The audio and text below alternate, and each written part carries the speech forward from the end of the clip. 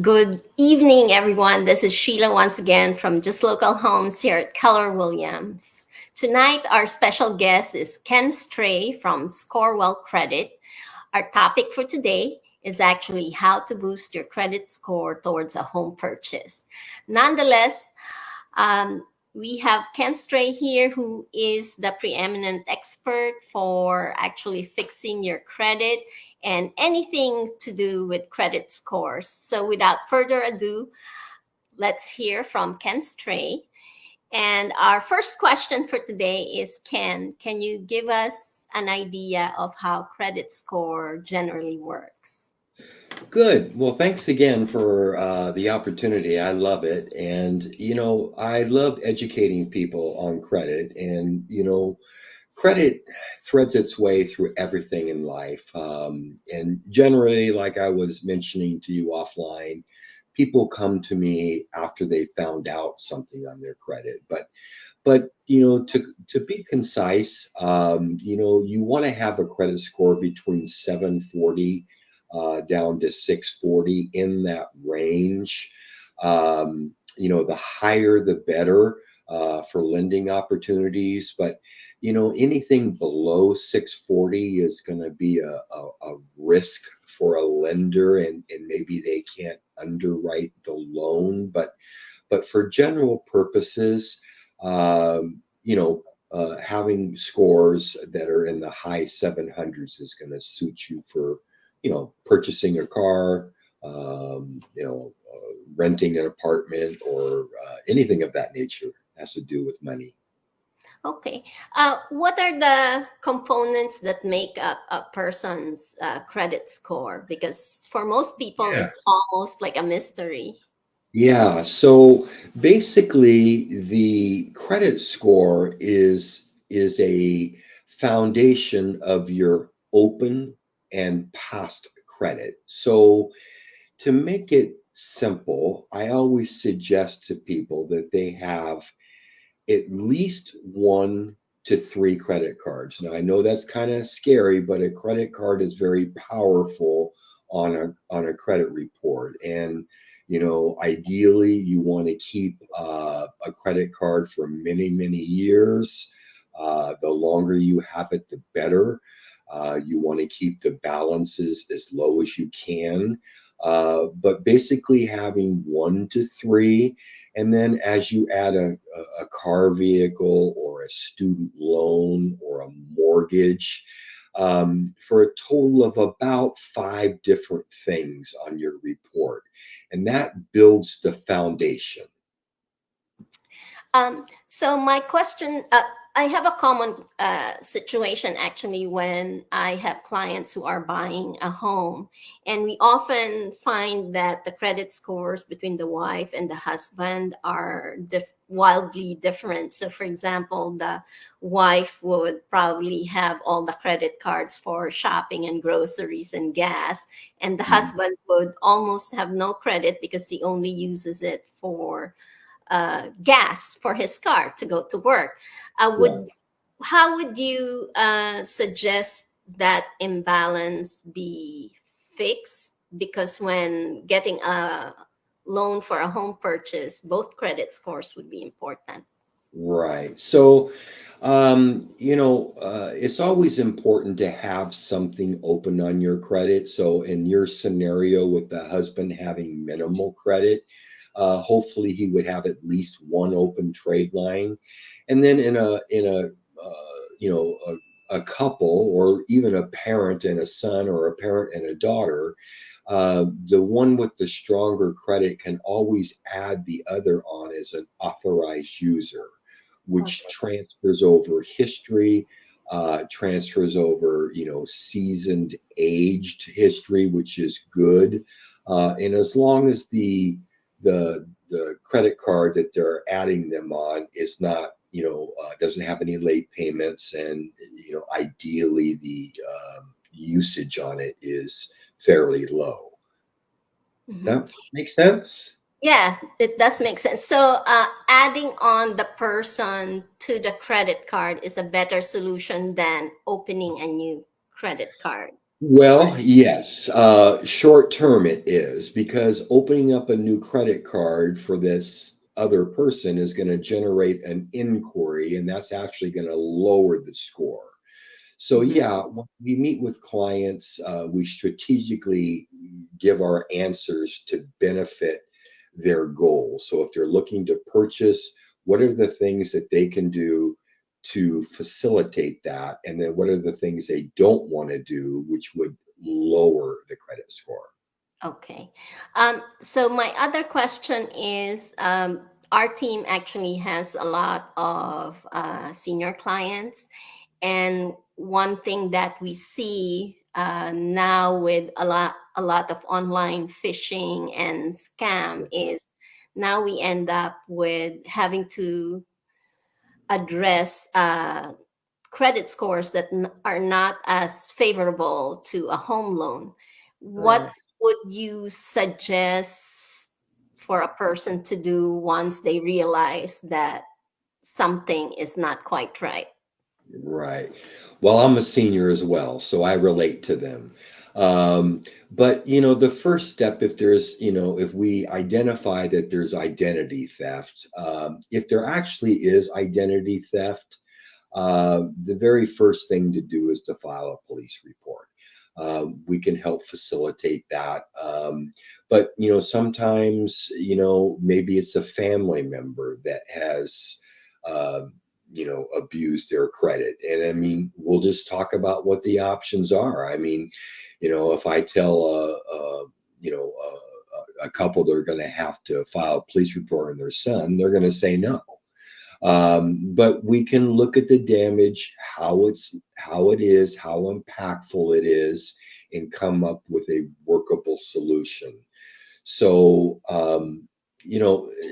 it all depends too on the age of the damage. So, any damage that is less than 4 years old is probably more concerning, especially if it's under 2 years old. But again, once we see it on the credit report and we get any backstory to it, we can resolve it. Okay. And can you tell us how long will it usually take to resolve maybe issues? So So, in working with the credit bureaus, there's a law that states that we have a legal right to updated, accurate, and verifiable information. So, what we do is we go into the credit bureaus electronically and ask them to validate layers of information. So, the law states that the credit bureaus and the creditors have 30 working days, which we kind of spell out to be 45 calendar days. So that's how long it takes for a dispute to be, worked on. When we work on credit damage, generally I work with a client for 6 months because it's kind of like peeling away layers of an onion. We ideally like to get things off quickly, but sometimes we have to go back in there and file a dispute if we haven't fixed the problem. Okay. Is there a cost to fixing one's credit? Yeah, so for me, number one, 100% no pressure, no cost consultation. Once again, I do have to have a credit report so I can answer questions concisely. If the clients are working with a lender and they have a credit report, I can use that. If not, I have a source where we can get a credit report. Um, but again, when we are meeting, we are looking at the issues. I will give them a plan of things that they can do, do this, do this, do this. And then if there is damage, I will detail out what we can do. And to be specific on cost, our fees range from a start of 300, and the very max they would go up to would be 1,200 if that's like a couple, and the damage is severe. And we can split that payment up over 6 months to make it more affordable. But again, I'd say that 70% of our clients right now are falling in about a $600 range, and we actually split it up in six monthly payments of 100 a month. So All right. So cost very is usually not a factor. all right. So another common situation that I see this time for younger buyers is that they're getting ready, aiming for a home purchase, only to realize that their credit score is less than stellar. And so they start paying off debts and Yeah, only to find out that their credit score actually went south. Could you give us an idea of what are the good yeah, things to pay off and maybe things to good, keep in your portfolio? good. Yeah, I don't get asked that question very much, and it is a very good question because, for example, there's two different types of things on your report. There is revolving accounts, which are like credit cards and store cards. And then there's installment accounts, like a mortgage is kind of considered installment, a car loan, student loans. Sometimes you're buying equipment or something; those are installment. Now, paying off credit card balances is always a good thing. Paying off a credit card is nothing but positive. It's not important to really pay down an installment because if you have a car loan and say you owe $10,000 on it and you pay five, you would think that you're reducing it by 50%, and that's awesome. Well, in the scoring model for an installment loan, they don't really factor in the balance. They only factor in whether you're making the required payments. So revolving credit cards, those are the ones you want to pay down. Okay. And so, what if we have a client who paid down her car loan, for example? How long of a history does she have to generate to get back to the original score, or maybe Well, end up with a okay, higher? so that's a little bit more complicated, and the reason for that is that if you have 1 to 3 credit cards, your score can only go so high. Now, when you add in a car, an auto loan to that, you're taking on a different type of risk. And if you're doing well on that, the credit formula rewards you. It doesn't penalize you if you don't have it, but it rewards you if you do. So, like I say, in a perfect credit profile, having 1 to 3 credit cards, not that you have to buy a car, but a car is good for credit. Not that you have to buy a house, but a house is good for credit. So having these things is positive. Now, if you pay off a car, then after 6 months, the credit formula will not acknowledge it, and you might see a score decrease. All right. So it's a fine art of balance, and we can help the client understand that. Okay. Um, so if a person also has another scenario, if a person has, for example, medical bills that all of a sudden they stop paying, or I don't know, other things similar to that, would that, or rent that they didn't pay, what Mhm. would be the expected impact on their credit score? To have those things, okay. So let's just say someone had a 720 credit score and they got a 30-day late. They would get about an 80 to 100 point score loss. So Wow.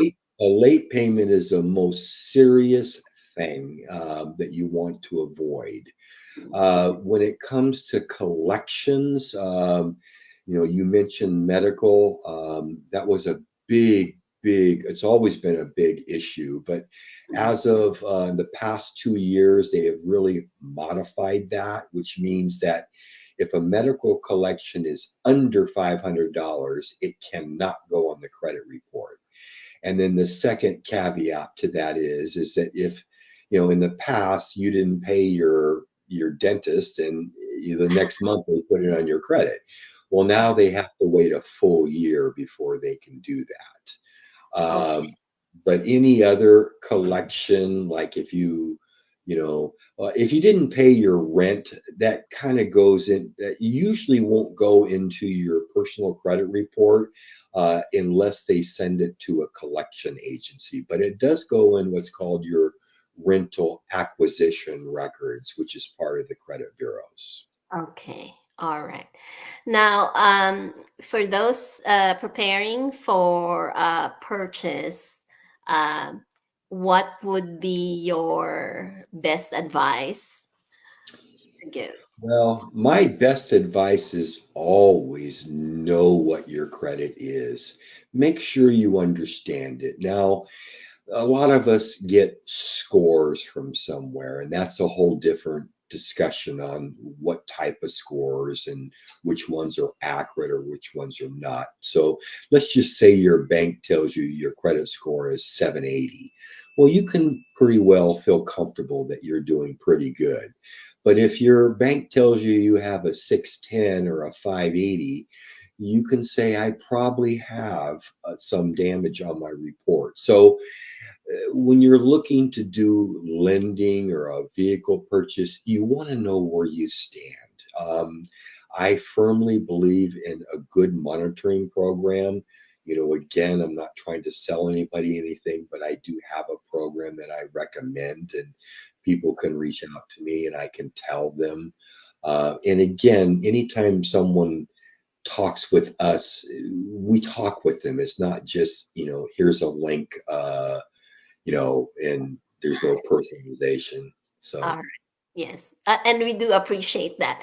And so before we go, Ken, why don't you give them your contact details so that they can very reach out to you if they need help? good. Thank you. So the best way is email, and my email is my name, Ken Stray. You can see it there, KENSTREY at scorewellinc.com. That's SCOREWELLINC.com. And my website is scorewellinc.com. All Or right. you can Google me, Ken Stray, and I usually will come up. All right. Well, thank you so much, Ken. I appreciate Pleasure. you taking your time to help our audience. And till the next time, we'll see you again. Okay. Have Have me a good back. day. Bye Bye bye. bye.